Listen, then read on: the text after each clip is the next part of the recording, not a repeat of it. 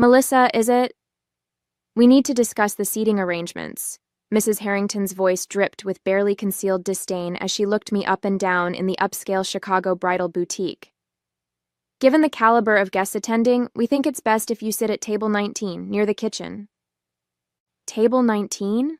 I repeated, my voice steady despite the knot forming in my stomach. But that's not with the family.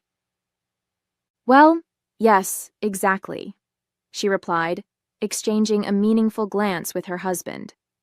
The head tables are for immediate family and distinguished guests. We have the governor's chief of staff attending, several hospital board members, people of a certain standing. I'm Audrey's mother, I stated simply. Traditionally, parents sit together at the head table. Mr. Harrington cleared his throat. Melissa, we understand your position, but you must understand ours.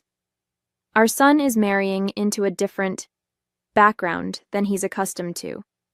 Some accommodations must be made to ensure the event maintains the appropriate tone.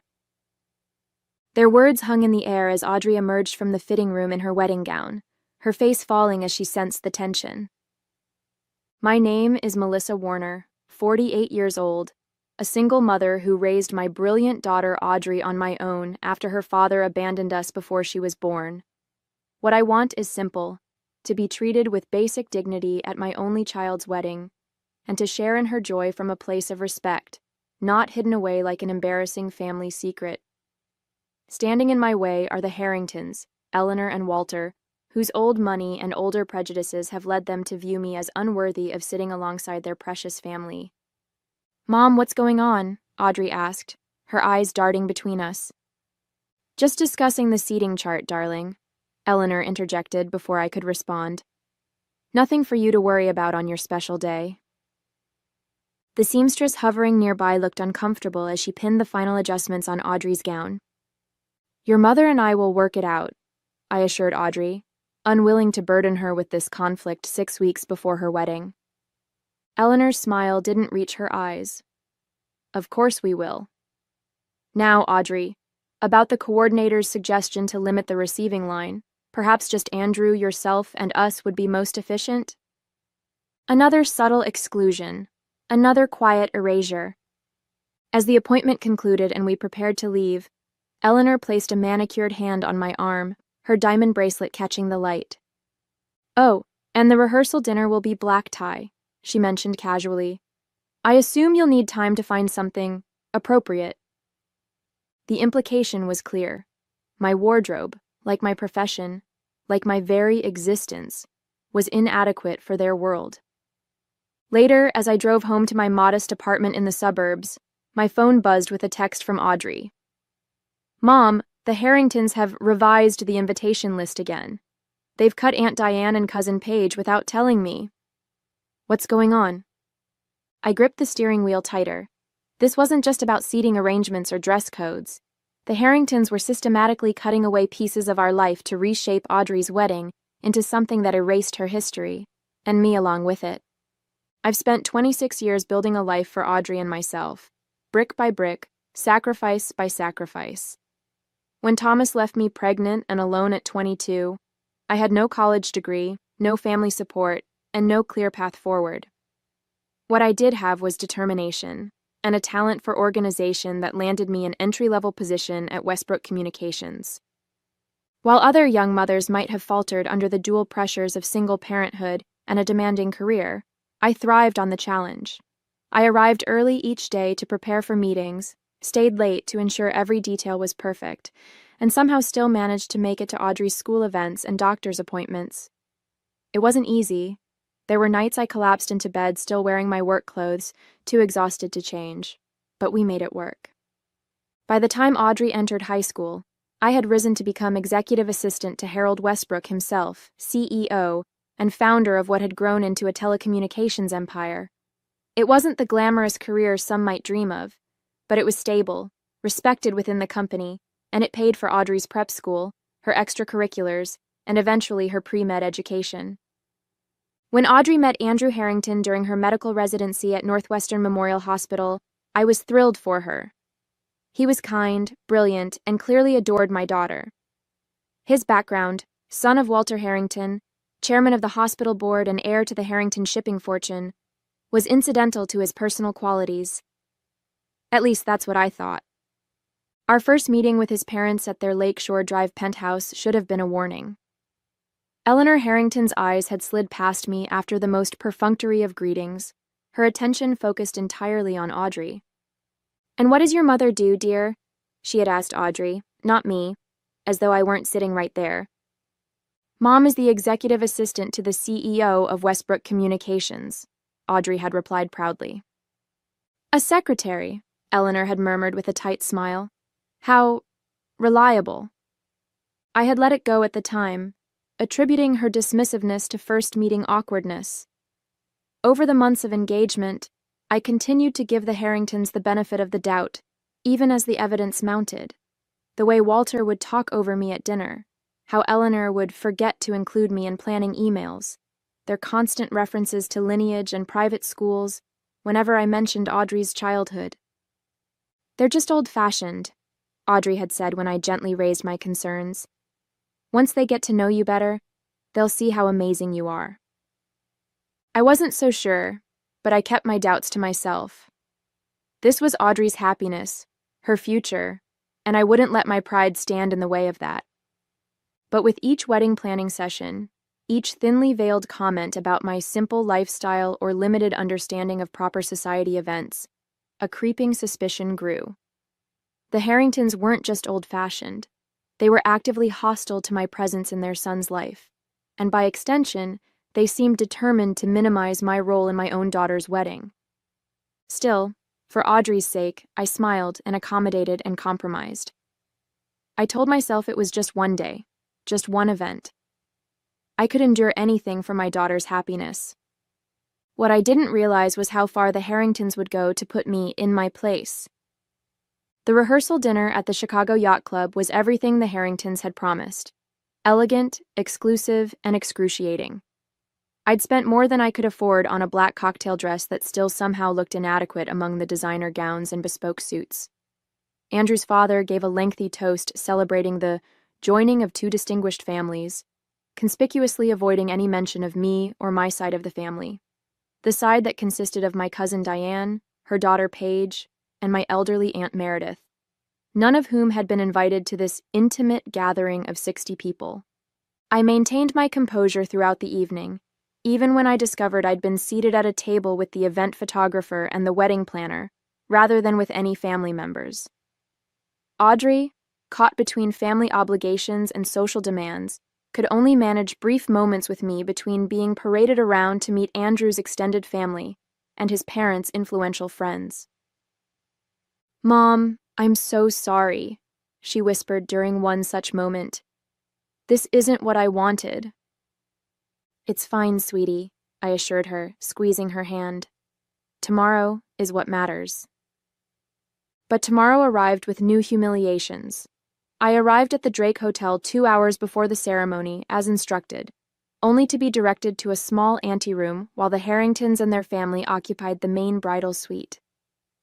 "Melissa, there you are," Eleanor said when she noticed me standing awkwardly in the doorway of the main suite where I'd gone looking for Audrey. "The mother of the bride's area is down the hall. The coordinator should have told you." "I was hoping to help Audrey get ready," I explained.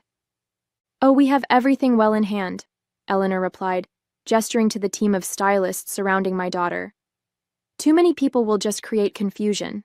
Perhaps you should focus on getting yourself ready? The photographer wants the Harrington family photos at 3, and then we'll find time for your pictures with Audrey afterward if the schedule allows." I looked to Audrey, who was having her hair styled, her eyes meeting mine in the mirror with apology and conflict. I could see her distress, her desire to speak up, battling with her reluctance to create tension on her wedding day. "Actually, Mrs. Harrington," the wedding coordinator interjected, checking her clipboard, "the timeline has the bride with her mother first at 2:30, then the Harrington family at 3 o'clock. Eleanor's smile tightened. "There must be a misunderstanding. We discussed this yesterday. The Harrington portraits are the priority, given the number of important family members who need to be included." "But Mom is," Audrey began. Darling, you don't want to start your marriage with unnecessary conflict, do you? Eleanor cut in smoothly. I'm sure your mother understands the practicalities of fitting everything into a tight schedule. The coordinator looked between us uncertainly. It's fine, I said, swallowing my hurt. The schedule can stay as Mrs. Harrington prefers. As I turned to leave, I heard Eleanor murmur to someone, "Such a shame Audrey didn't have a proper maternal figure growing up. Just a secretary raising her alone. No wonder she needed our guidance for this event." The words hit me like a physical blow. I paused in the doorway, my hand gripping the frame as the room seemed to tilt. 26 years of sacrifice, of bedtime stories read despite exhaustion, of second jobs taken to afford dance lessons, of college applications edited late into the night, all dismissed as inadequate because I was just a secretary. In that moment, something shifted inside me. This wasn't just social awkwardness or generational differences in wedding expectations. The Harringtons were deliberately, systematically erasing me from my daughter's most important day. As I walked stiffly back to the small anteroom assigned to me, I passed a mirror and caught sight of my reflection. A woman diminished, made small by others' perceptions. The woman staring back at me looked nothing like the person who had fought through countless obstacles to raise a daughter who was, as of today, becoming a doctor. For Audrey's sake, I would get through this day with dignity, but I was done being invisible, done being just a secretary, done letting the Harringtons define who I was. The ceremony itself was beautiful, a perfect blend of traditional elements and personal touches.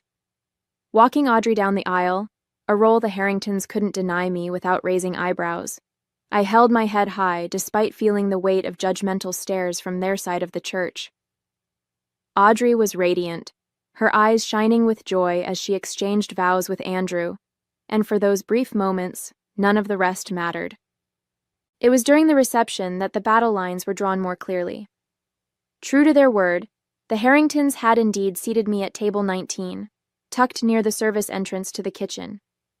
My closest table mates were Andrew's former piano teacher, the officiant's wife, and several guests I suspected were last-minute additions used to fill seats. As dinner service began, I noticed Eleanor making her way around the room, greeting guests with practiced charm. When she reached my table, her smile dimmed noticeably. "Melissa, I trust everything is to your satisfaction?" she asked, her tone suggesting she was performing a duty, rather than expressing genuine concern. "The table location is unexpected," I replied carefully. "I had hoped to be closer to Audrey during her reception."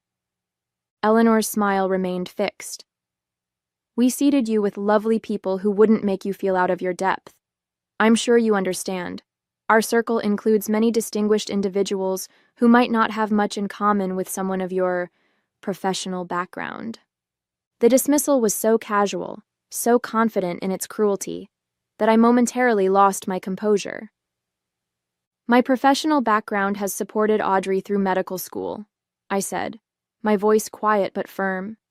"That seems rather distinguished to me." Eleanor's eyes widened slightly, perhaps surprised by my pushback. "Supporting one's children is what any mother would do," she replied. "Though I imagine it's been a struggle on a secretary's salary. Thank goodness Andrew can provide Audrey with the lifestyle she deserves from now on." Before I could respond, she was called away to address some minor crisis with the cake-cutting schedule. I sat back, my appetizer untouched, a familiar sense of inadequacy washing over me. Had I made a mistake in speaking up? Would my resistance only make things more difficult for Audrey? My phone buzzed with a text from Harold Westbrook. "Venue looks amazing from the photos. You've raised an incredible daughter, Melissa. The office is in good hands with Drew this weekend, but call if you need anything." The message was a lifeline, a reminder that outside this gilded ballroom, I was respected and valued. Harold had been understanding about my need to take 2 days off for the wedding, practically unheard of in his demanding schedule, and had even sent Audrey a generous gift. With renewed determination, I decided to make an effort to engage with the reception despite my isolation. I introduced myself to table mates, danced with my elderly Aunt Meredith, when the band played her favorite song, and made a point of personally thanking the catering staff who seemed surprised by the acknowledgement. During a quiet moment, Audrey found me near the bar. "Mom, I just realized where they seated you," she said, distress evident in her voice. "I had no idea. I would never have approved that." "It's all right, sweetheart," I assured her, squeezing her hand. "This is your day. Don't worry about me." "It's not all right," she insisted. "Let me talk to Eleanor. We can rearrange." "Audrey!" Walter Harrington's voice boomed across the space. "The Prestons are leaving early. Come say goodbye. They're very important supporters of the hospital's new pediatric wing." With an apologetic glance, Audrey was whisked away again, leaving me alone at the edge of her celebration. As I returned to my table, I overheard Eleanor speaking to a cluster of women nearby. "Yes, Audrey's background is rather modest, but she's adapted remarkably well. Quite the little social climber, though we'd never say so openly.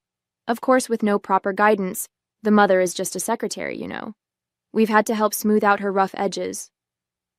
The women tittered, glancing in my direction before quickly averting their eyes when they realized I'd heard. That was the moment something crystallized inside me, a realization that nothing I did would ever be enough for the Harringtons. No amount of gracious accommodation or silent endurance would earn their respect. In their eyes, I would always be just a secretary, an embarrassing footnote in Audrey's journey to their world. For the first time that day, a different thought emerged. What if I stopped trying to meet their impossible standards, and instead showed them exactly who just a secretary actually was? As I contemplated my next move, I noticed a distinguished gentleman approaching my table. I recognized him immediately as Joseph Brennan, CEO of Meridian Healthcare, one of the largest hospital systems in the Midwest. "Melissa Warner," he said warmly, extending his hand. "I thought that was you. It's been, 3 years since we finalized that communications infrastructure deal?" "Mr. Brennan," I replied, standing to greet him properly. 4 years, actually, but who's counting?" "How have you been?" "Prospering, thanks in no small part to that contract you helped shepherd through. Harold doesn't know how lucky he is to have you." He glanced around the table. "May I join you for a moment?" "I'd love to catch up." As Joseph sat beside me, I could feel curious stares from nearby tables. Eleanor Harrington, in particular, seemed to be watching with narrow-eyed assessment. "I didn't realize you knew the bride and groom," I mentioned. "I'm on the hospital board with Walter," he explained. "Though truthfully, I'm more interested in connecting with you. I've been trying to get a meeting with Harold about the new telehealth initiative for months. His assistant keeps telling me he's booked through September." I smiled, recognizing the gentle attempt at leveraging our connection. That would be Drew, and yes, Harold's schedule is quite full. But I might be able to find a breakfast slot in late July if the project timeline is pressing. Joseph's eyebrows rose. "You have that kind of influence over his calendar?" "I've managed Harold's professional life for 15 years, Mr. Brennan. There's very little regarding Westbrook Communications that doesn't cross my desk at some point." Our conversation continued, touching on industry developments and mutual connections. I was so engaged that I barely noticed the small crowd gathering nearby until a woman's voice cut through our discussion. "Melissa? Melissa Warner from Westbrook? I thought that was you." I looked up to see Catherine Prentice, the formidable CFO of Allied Technologies, approaching with genuine delight. Behind her was her husband, State Senator William Prentice. "The bride is your daughter?" Catherine continued. "I had no idea. She looks just like you." As Catherine and William joined our increasingly crowded table, more eyes turned in our direction. The senator's presence had a magnetic effect, drawing others from nearby tables. "Melissa's daughter just matched at Northwestern for her pediatric residency," Joseph informed them proudly, as though Audrey's accomplishment somehow reflected his own good judgment in knowing me. "Brilliant girl," Catherine agreed. "Must take after her mother." Within 20 minutes, my table near the kitchen had become an impromptu gathering of some of Chicago's most influential business leaders. Harold's wife Victoria arrived, kissing me on both cheeks and loudly lamenting that we'd been hidden away at this back table. The governor's chief of staff, whom Eleanor had specifically mentioned as a VIP guest, spent 10 minutes discussing a potential public-private partnership with Senator Prentice while standing directly behind my chair. From across the room, I could see the Harringtons watching in confusion and growing alarm. Eleanor whispered urgently to Walter, who kept glancing in my direction with a furrowed brow. The situation took an unexpected turn when Congressman David Holloway arrived late to the reception and made a beeline for our table. "Melissa," he called out. "There you are. Harold said you'd be here. Got a minute? I need your input on that press release for the infrastructure bill announcement." As the congressman pulled up a chair, discussing confidential policy matters as though we were in a secure briefing rather than a wedding reception, I caught Eleanor's expression changing from confusion to calculation. She began making her way toward our table, Walter in tow, a determined smile fixed on her face. "Congressman Holloway," she gushed, interrupting our conversation, "we're so honored you could attend. I don't believe we've been properly introduced. I'm Eleanor Harrington, Andrew's mother." The congressman looked up, momentarily disoriented by the interruption. "Ah, yes, lovely event. Melissa and I were just discussing some time-sensitive matters." "I see you've met Audrey's mother," Eleanor continued, her tone significantly warmer than any she'd used with me previously. "Such a surprise to see you all getting along so well." "Getting along?" Catherine Prentice laughed. "Melissa is the reason half of us can ever get anything done with Westbrook. She's practically a legend in Chicago business circles." Eleanor's smile froze as she processed this information. "A legend? But she's a executive assistant to the CEO," I supplied calmly. "Yes, that's my title." Senator Prentice chuckled. "Job titles can be so limiting, can't they? Melissa here has facilitated more major business deals in this city than most investment bankers I know." I watched the realization dawn on Eleanor's face. The sudden, horrifying understanding that the woman she had dismissed, humiliated, and hidden away was actually connected to nearly everyone of importance in the room. People whose social approval she craved, whose business relationships Walter cultivated, whose political influence they courted. All of them treated me with genuine respect and familiarity. In that moment, I saw something shift in Eleanor's expression. A calculation, an adjustment of strategy. I recognized it immediately as the look of someone who had severely underestimated an opponent and was now scrambling to recover. "Melissa," she said, her voice honey-sweet, "I had no idea you were so well-connected. You should have said something." The shamelessness of her pivot would have been amusing if it weren't so transparently self-serving. "Would it have mattered, Eleanor?" I asked quietly. Eleanor's question hung unanswered between us as the band announced it was time for toasts. The gathering at my table dispersed, with promises to reconnect later. Catherine Prentice squeezed my shoulder supportively before departing, while Joseph Brennan slipped me his card with a handwritten cell phone number. "For that July breakfast," he murmured with a wink. As the formal toasts began, first Walter, then Andrew's best man, I noticed Eleanor working the room with renewed vigor, stopping at various tables to whisper urgently. I recognized damage control when I saw it, having managed plenty of corporate crises at Harold's side. She was attempting to reshape the narrative before it solidified, likely positioning herself as the victim of a misunderstanding. The master of ceremonies announced the father-daughter dance, and I watched as Andrew led his mother onto the floor while Walter escorted Audrey. Another traditional moment altered to exclude me. I took a steadying breath, reminding myself that this wasn't about me. It was Audrey's day, and my feelings were secondary. As the dance concluded, Audrey broke away from Walter and approached the microphone. "Thank you all for celebrating with us today," she began, her voice clear and confident. "Tradition calls for a father-daughter dance, but as many of you know, I was raised by a single mother who was both mom and dad to me. Mom, would you please join me?" A spotlight found me at the back table as murmurs rippled through the crowd. I saw Eleanor start forward as if to intercept this deviation from the program, only to be restrained by Walter's hand on her arm. Their faces were rigid with barely contained displeasure. As I joined Audrey on the dance floor, the band began playing Wind Beneath My Wings, the song we had danced to in our living room when she graduated high school. It was a song I hadn't included on any of the planning lists, meaning Audrey had arranged this surprise independently. "I'm so sorry about today," she whispered as we moved across the floor. "I had no idea how they were treating you until Catherine Prentice mentioned it. She thought I knew you'd been seated in Siberia and was furious on your behalf." "It's all right," I assured her, though we both knew it wasn't.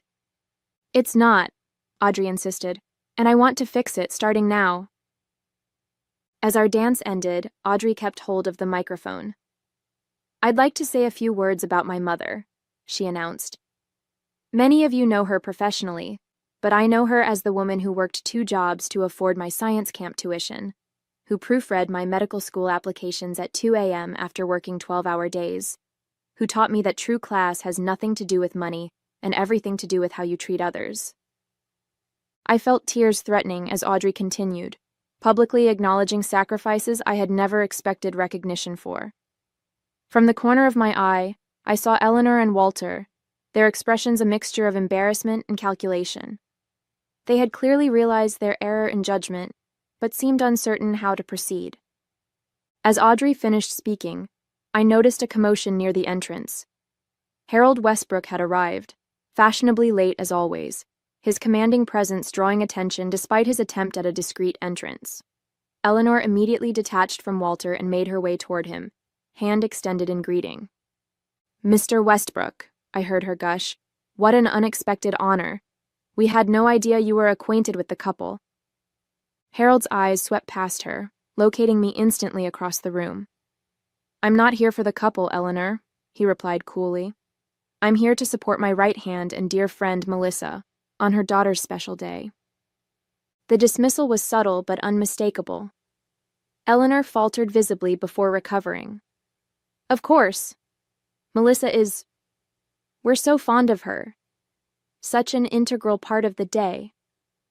I felt a flash of satisfaction at her obvious discomfort, but it was quickly tempered by concern. I hadn't invited Harold, hadn't wanted to impose on his limited personal time, which meant someone else had contacted him. The question was, who and why? My answer came when Victoria Westbrook approached, kissing me on both cheeks. "Catherine called," she explained quietly. "Said you might need reinforcements." I felt a rush of gratitude for these unexpected allies, even as I recognized the dangerous game now unfolding. The Harringtons were socially and politically connected, particularly within Chicago's healthcare establishment where Audrey was building her career. Humiliating them publicly could have unintended consequences for my daughter. As I weighed my options, Eleanor appeared at my side, her expression carefully neutral. "Melissa, there seems to have been a misunderstanding with the seating arrangements. We've reset the head table. Your place is ready whenever you'd like to join the family." It was a transparent attempt at social damage control, not genuine remorse. Now that she understood my connections, I had suddenly become worthy of inclusion. "How kind," I replied evenly. "But I'm quite comfortable where I am, surrounded by friends." Eleanor's smile tightened. "I insist. Andrew's family should be together." "We are," I agreed. "Just not at your table." The flash of anger in her eyes confirmed what I already knew. This wasn't over. Eleanor Harrington wasn't accustomed to losing social battles, and she wouldn't surrender easily. The question now was how far I was willing to go to teach her a lesson without damaging Audrey's future in the process. The wedding reception continued with strained undercurrents visible only to those aware of the power struggle taking place. Eleanor had shifted tactics, now working overtime to showcase what appeared to be a close relationship between us. She posed for photos with her arm linked through mine, loudly referring to me as our Melissa whenever influential guests were within earshot. I endured this charade with outward composure while planning my response. The opportunity came when the wedding coordinator announced it was time for the mothers' speeches. Eleanor went first, delivering a polished address that spoke of family unity and her joy at welcoming Audrey and her wonderful mother into our circle. When my turn came, I approached the microphone with quiet confidence. The room fell silent, curiosity evident on many faces after the evening's unusual dynamics. 26 years ago, I began, I found myself alone and pregnant, with nothing but determination and hope to guide me. Today, I stand before you as the mother of Dr. Audrey Warner, feeling a pride words cannot adequately express. I spoke from the heart about Audrey's journey, her compassion, her brilliance. I thanked Andrew for loving her so completely. And then, I paused, my gaze finding Eleanor and Walter. I've been referred to several times today as just a secretary, I said calmly. It's true that my professional title is executive assistant, a role I've held with pride at Westbrook Communications for 15 years. What that title doesn't convey is that I've helped negotiate multi-million-dollar contracts, managed international crisis response, and yes, even coordinated events far larger than this beautiful wedding. Murmurs rippled through the crowd as I continued. I believe we all deserve to be judged by our character and contributions, not by perceptions or titles. Tonight, I've been reminded of the extraordinary community that has supported Audrey and me throughout our journey. People who recognize that true worth isn't measured by wealth or status, but by integrity, hard work, and compassion. I raised my glass. To Andrew and Audrey, may your marriage be built on mutual respect, genuine appreciation, and the understanding that every person's contribution has value, regardless of their title or position. The room erupted in applause as Eleanor and Walter sat frozen, their public mask of superiority shattered by my calm, measured words. I hadn't needed to explicitly call out their cruelty. Everyone who had witnessed their behavior understood exactly what I meant. As I returned to my seat, Harold Westbrook stood to shake my hand, a gesture immediately captured by the wedding photographer and several guests with smartphones. The image of Chicago's telecommunications titan showing public respect to just a secretary would speak volumes in their social circles. Eleanor's carefully constructed facade had crumbled, and there was nothing she could do to rebuild it. In the weeks following the wedding, the repercussions of that evening spread through Chicago's social circles like ripples in a pond. I hadn't needed to actively damage the Harringtons' reputation. They had accomplished that themselves by allowing their prejudice to be witnessed by the very people whose approval they coveted. Catherine Prentice called to tell me that Eleanor had been quietly removed from the Art Institute's fundraising committee, a position she had leveraged for social capital for years. Joseph Brennan mentioned casually during our July breakfast that Walter had been passed over for the hospital board chairmanship he had assumed would be his. Small, significant consequences that would sting far more than any public confrontation. Audrey and Andrew returned from their honeymoon to find the dynamics between our families permanently altered. When they hosted their first dinner party as a married couple, Eleanor arrived with a carefully selected gift for me, an expensive designer scarf I knew she expected me to fawn over. "How thoughtful," I said, accepting it with a polite smile. "I'll add it to my collection." Eleanor's attempt at reconciliation, or perhaps damage control, continued throughout the evening, her behavior almost comically deferential as she repeatedly mentioned my invaluable insights and impressive professional network. Walter, too, made strained efforts to engage me in conversation about Westbrook's latest telecommunications initiatives, clearly having researched topics he thought might impress me. I responded with unfailing courtesy, and the kind of genuine warmth they had never shown me, not because I had forgiven their cruelty, but because I had risen above it, and we all knew it. The most satisfying moment came a month later, when Andrew called to tell me he and Audrey had decided to decline Walter and Eleanor's offer to purchase them a house in the Harringtons' exclusive neighborhood. "We found a place closer to the hospital," Andrew explained. "And to you, Mom," he added, using the term that signaled his complete break from his parents' prejudice. The Harringtons' social embarrassment would eventually fade, but the shift in power between us was permanent. They had learned the hard way that titles and wealth don't determine a person's worth or influence. In their desperate scramble to preserve their social standing, they had inadvertently elevated mine. As for me, I returned to my desk at Westbrook Communications, managing Harold's complex professional life with the same efficiency and discretion I always had. Nothing about my job had changed, but everything about how I viewed it had. I was never just anything. I was Melissa Warner, respected professional, beloved mother, and a woman who had finally claimed her rightful place at the table, figuratively and literally. When an invitation arrived 6 months later for a charity gala hosted by the hospital board, I smiled at the handwritten note at the bottom from the event coordinator. "Mrs. Warner, you'll be seated at the head table as requested."